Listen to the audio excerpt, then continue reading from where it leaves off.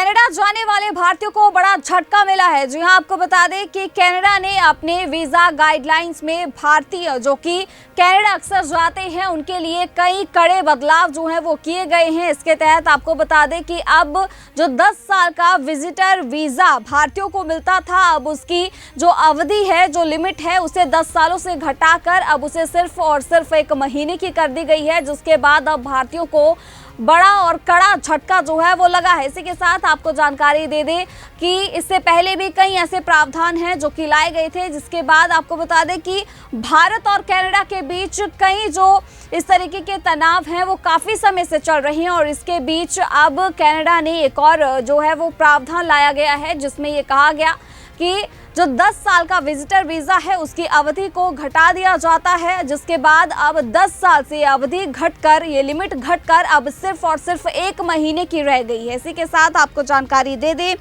कि इसके अलावा विजिटर वीज़ा को सीधे वर्क वीज़ा में बदलने का प्रावधान कर दिया गया है। ये कदम कनाडा सरकार द्वारा वीज़ा सिस्टम में कड़े प्रावधान लागू करने के उद्देश्य से लिया गया है, जिससे लंबी अवधि के वीज़ा की सुविधा भारतीय नागरिकों के लिए समाप्त हो जाएगी। ये बदलाव उन भारतीयों के लिए विशेष रूप से कठिन साबित हो सकता है जो लंबे समय के लिए कनाडा में रहकर अपने परिवार और दोस्तों से मिलने या अन्य कामकाज के लिए जाना चाहते थे। वहीं कनाडा में पढ़ाई के बाद वर्क परमिट नियमों में बदलाव भी किए गए हैं, जो 1 नवंबर 2024 से लागू हो चुके हैं। इन नए नियमों के तहत पोस्ट ग्रेजुएशन वर्क परमिट प्राप्त करने के लिए छात्रों को अब नई शर्तों को पूरा करना होगा, जिसमें कनाडा में अब PGWP के लिए यानी कि पोस्ट ग्रेजुएशन वर्क परमिट के लिए आवेदन करने से पहले छात्र की भाषा दक्षता का मूल्यांकन महत्वपूर्ण होगा। कनाडा का इमिग्रेशन विभाग छात्रों के भाषा कौशल को प्राथमिकता देगा ताकि वे स्थानीय लेबर मार्केट की ज़रूरतों को पूरा कर सके।